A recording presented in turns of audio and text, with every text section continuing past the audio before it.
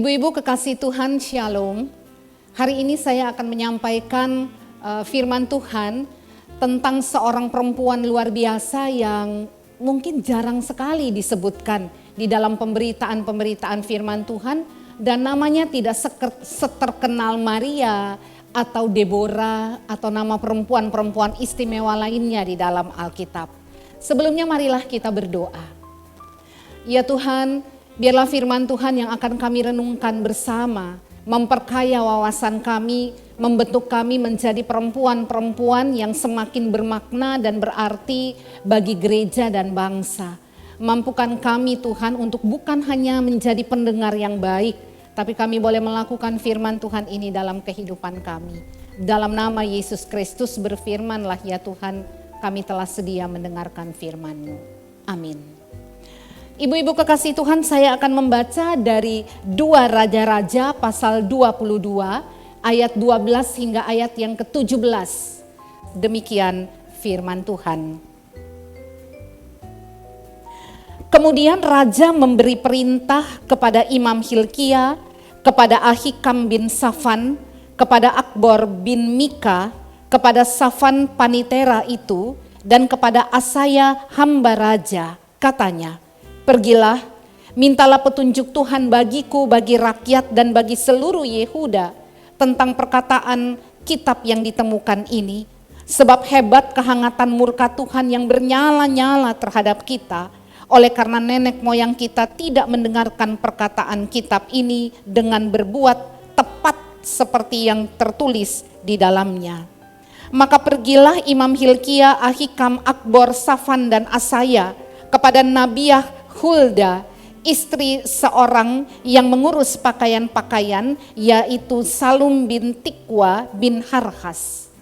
Nabiah itu tinggal di Yerusalem di perkampungan baru. Mereka memberitakan semuanya kepadanya. Perempuan itu menjawab mereka, beginilah firman Tuhan Allah Israel.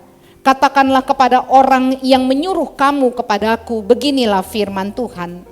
Sesungguhnya aku akan mendatangkan malapetaka atas tempat ini dan atas penduduknya, yakni segala perkataan kitab yang telah dibaca oleh Raja Yehuda, karena mereka meninggalkan aku dan membakar korban pada Allah lain dengan maksud menimbulkan sakit hatiku dengan segala pekerjaan tangan mereka. Sebab itu kehangatan murkaku akan bernyala-nyala terhadap tempat ini dengan tidak padam-padam. Demikian pembacaan Alkitab. Setiap kita yang membaca, mengerti dan melakukan firman Tuhan, kita adalah orang-orang yang berbahagia. Ibu-ibu kekasih Tuhan, nama perempuan yang ada di dalam perikop pembacaan kita tadi adalah Hulda. Ya, nama yang jarang sekali kita dengar. Ya, mungkin ada ibu-ibu yang pernah mendengar, tetapi bagaimana ketika kita memaknai kehadiran Hulda itu di dalam terang firman Tuhan. Hulda adalah kata-kata dalam bahasa Ibrani kulda yang artinya musang. Apakah nama Hulda ini diberi nama oleh orang tuanya berdasarkan arti musang itu, kita juga tidak tahu. Tetapi siapa Hulda itu? Hulda adalah seorang nabiah. Kalau laki-laki disebut nabi, kalau perempuan disebut nabiah. Dia nabiah yang bekerja di abad ke-7 ya, sebelum Masehi. Jadi bukan Masehi, sebelum Masehi. Dia tinggal di kota Yerusalem. Nah, kenapa tadi saya katakan bahwa dia bekerja pada abad ke-7? Karena nubuatan ini dia atau tafsiran terhadap Taurat yang ditemukan itu ia katakan di sekitar abad ini. Tetapi kalau ditanyakan apakah pekerjaan sesehari Hulda itu adalah seorang nabiah, tidak ada data tentang itu. Memang data tentang Hulda ini sangat minim. Nah, siapa dia? Lebih jauh lagi kita mengenal Hulda ini sebagai istri Salum. Jadi nama suaminya itu Salum, pegawai kerajaan yang mengurus pakaian raja. Jadi kalau raja mau pergi perang, pakai baju seperti apa. Kalau raja mau tampil dalam rapat-rapat bersama dengan kerajaan lain, pakaiannya seperti apa. Kalau dia makan malam, pakaiannya bagaimana. Ketika dia memimpin rapat dengan bawahan-bawahannya, nah ini Salum yang atur. Ya, jadi ini suaminya. unik sekali karena biasanya ya nama perempuan itu jarang terdengar, yang disebut adalah nama laki-laki. Tapi saat itu ketika penyebutan Hulda, nama kedua setelah Hulda adalah Salum. Jadi bukan Salum dulu disebutkan, tetapi Hulda yang terlebih dahulu disebutkan. Nah, kenapa tiba-tiba Hulda itu muncul? Ada cerita sebelumnya, yaitu tentang Raja Yosia. Raja Yosia itu memerintah di Israel bagian selatan. Dia menjadi raja ketika berusia 8 tahun dan dia dibesarkan di bait Allah. Sehingga dia mengenal Allah itu dengan sangat dekat. Ketika dia sudah berumur jauh lebih dewasa, dia kemudian memerintahkan untuk membersihkan bait Allah, membersihkan kota dari patung-patung dewa asing yang ada. Dia memerintahkan untuk mencari tulisan-tulisan terkait dengan firman Tuhan. Maka pada saat mereka membersihkan bait Allah, mereka menemukanlah Taurat. Ya, mereka menemukan Taurat. Taurat itu dibawa oleh Imam Hilkia, imam besar Hilkia pada saat itu ke hadapan raja dan dia membacakannya. Pada saat Hilkia membacakan, Raja Yosia kaget. Hilkia yang membacanya juga dengan semangat, tetapi juga dengan warna ketakutan yang dalam. Mengapa? Sebab tulisan yang ada dalam Taurat itu merupakan sebuah peringatan atau merupakan kata-kata yang sangat keras kepada umat Israel. Nah, kata-kata itu perlu ditafsirkan. Sehingga Yosia kemudian menyuruh Hilkia dan beberapa rekan pergi mencari nabi yang bisa menafsirkan isi dari kalimat-kalimat hukuman yang diucapkan tersebut. Mereka pergi ke seorang nabiya perempuan bernama Hulda. Dalam Alkitab itu ada beberapa nama yang disebutkan sebagai nabiyah. Ya. Yang pertama sekali disebutkan nabiyah adalah Miriam. Kita bisa lihat itu dalam Keluaran 15 ayat 20. Siapa Miriam? Kakaknya Musa. Miriam ini seringkali muncul untuk membawa suara Allah juga. Dia dikenal sebagai nabiyah. Yang kedua yang tidak asing buat kita semua adalah Deborah. Seorang hakim perempuan yang berani sekali pada saat kepala tentara Israel tidak berani untuk berangkat dan berperang melawan Filistin, lalu meminta pendampingan Deborah. Deborah katakan, oke, saya dampingi. Tapi kau harus ingat ya, nyawanya tidak akan diberikan pada seorang laki-laki, tetapi yang akan membunuh orang itu adalah seorang perempuan. Itu Deborah, luar biasa dia. Yang berikut adalah Noaya ya sebutannya, itu ada dalam Nehemia 8 ayat 14. Nah, ini juga nama yang jarang kita dengar. Noaya ini disebut sebagai false prophet atau nabi palsu karena dia mengabarkan berita yang menakutkan untuk umat Israel di era Nehemia tersebut. Sehingga mereka diliputi dengan ketakutan demi ketakutan, tidak berani maju untuk kemudian melakukan apa yang Tuhan kehendaki. Ini Noaya ya namanya. Kemudian ada satu lagi, tapi ini cukup diperdebatkan, yaitu istri Yesaya. Mungkin ibu-ibu kalau baca dalam Yesaya 8 ayat 3, di situ hanya disebutkan Yesaya menghampiri istrinya. Tetapi kalau kita lihat dalam terjemahan asli dan terjemahan bahasa Inggris, dalam terjemahan Inggris itu disebutkan tidak kata istri tetapi memakai kata profetis, ya, menyebutkan nama nabiyah atau nabi perempuan. Nah, ini ada perdebatan di seputar istri Nabi Yesaya ya yang dimaksudkan. Ada yang katakan ya disebutkan begitu karena suaminya adalah seorang nabi sehingga istrinya disebut nabiyah. Tetapi ada terjemahan-terjemahan juga yang mengatakan bahwa dia nabiyah beneran. Suaminya nabi, dia nabiyah. Nah, apapun perdebatan itu, tetapi ada 4 nama ini di samping nama Hulda dalam Alkitab yang disebutkan profesinya adalah nabiyah. Ya, jadi menarik ini. Ternyata di tengah suasana atau kehidupan patriarkal yang begitu kuat di Israel, ada perempuan-perempuan yang luar biasa yang dipakai Tuhan untuk berbicara, ya, kecuali Noaya itu ya, karena Noaya itu ternyata memberikan lebih banyak menebarkan ketakutan pada umat daripada pengharapan dan sukacita untuk menjalani kehidupan. Nah ibu-ibu, pada saat Hulda itu disebutkan sebagai nabiya, dia ternyata bukan nabiya sendiri atau bukan nabi satu-satunya yang ada di Yehuda.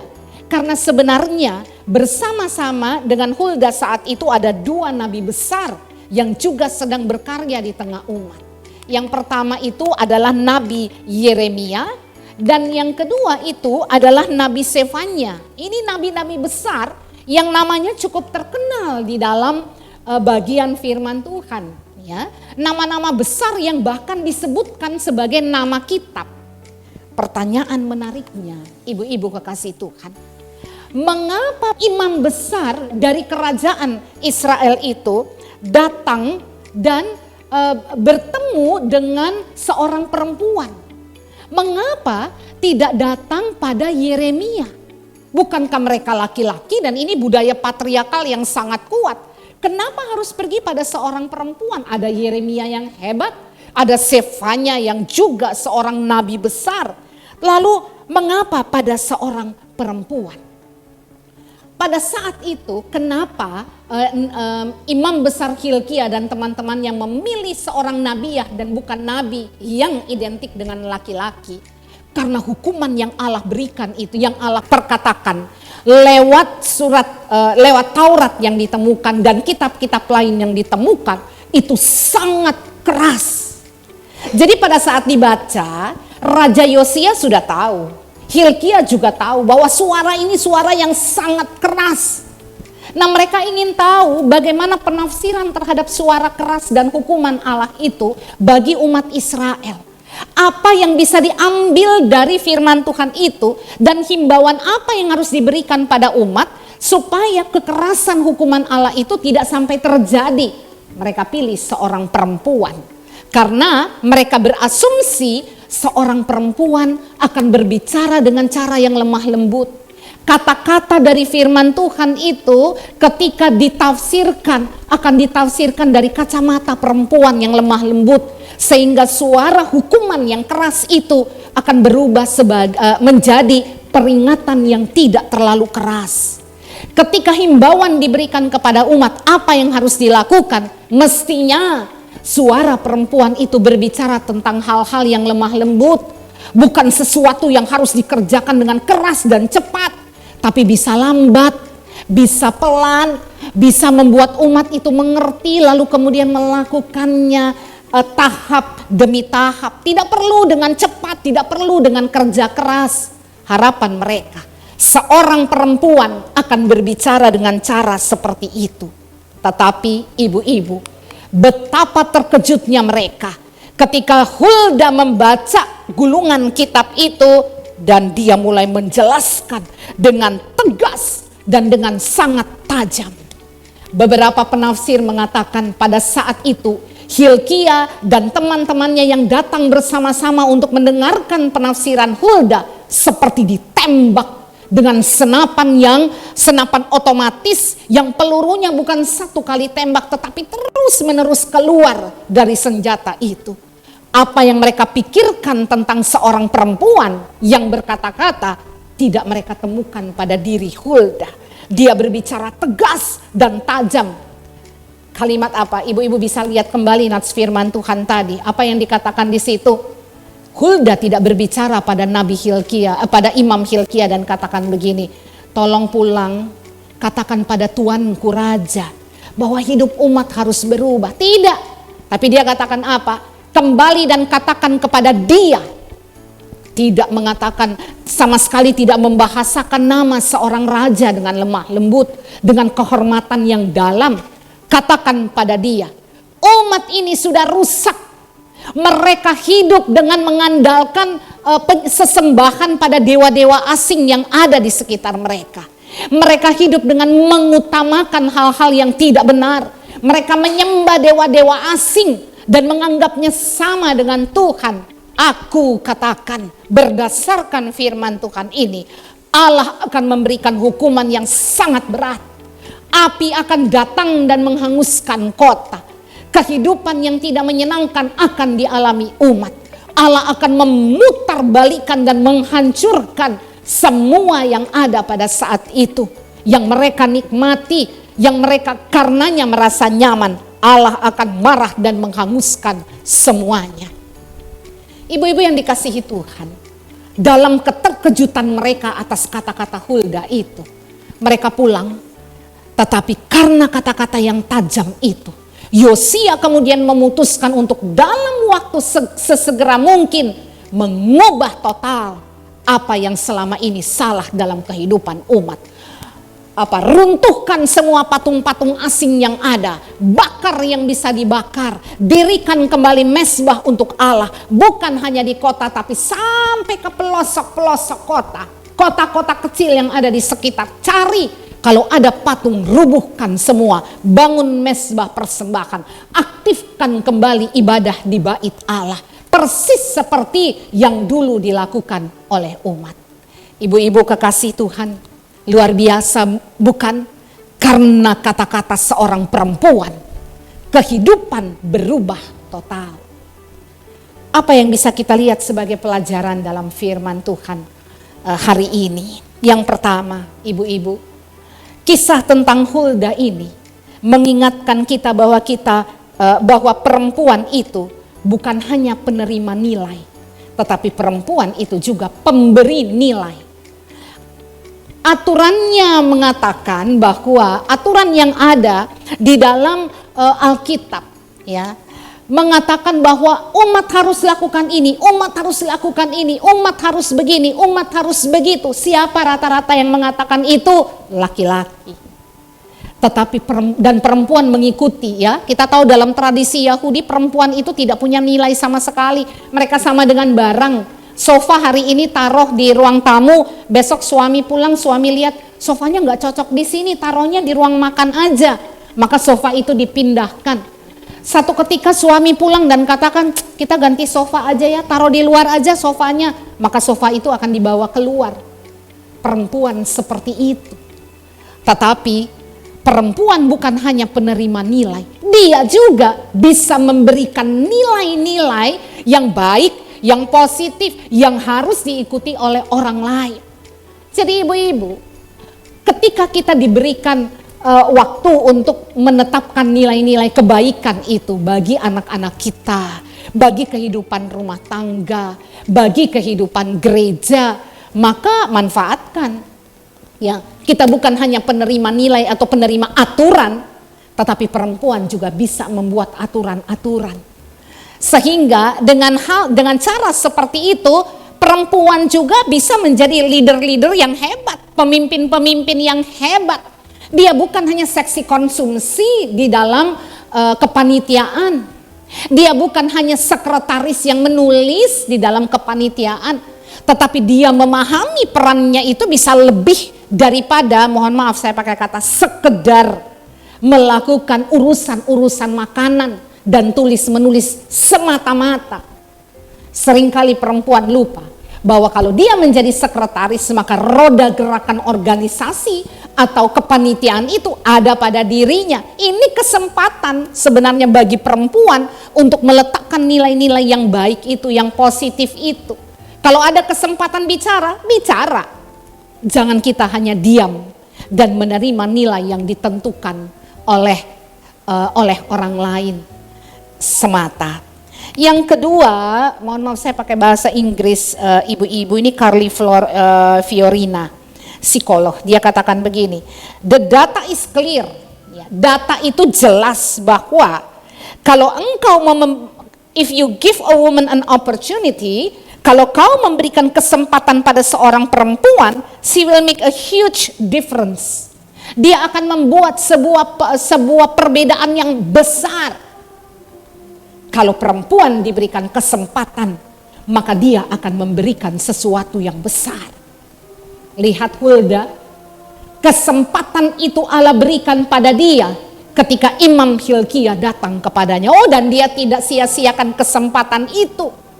Dia kemudian memanfaatkan kesempatan itu untuk mengubah bukan hanya orang-orang yang datang padanya atau raja, tapi mengubah bangsa itu.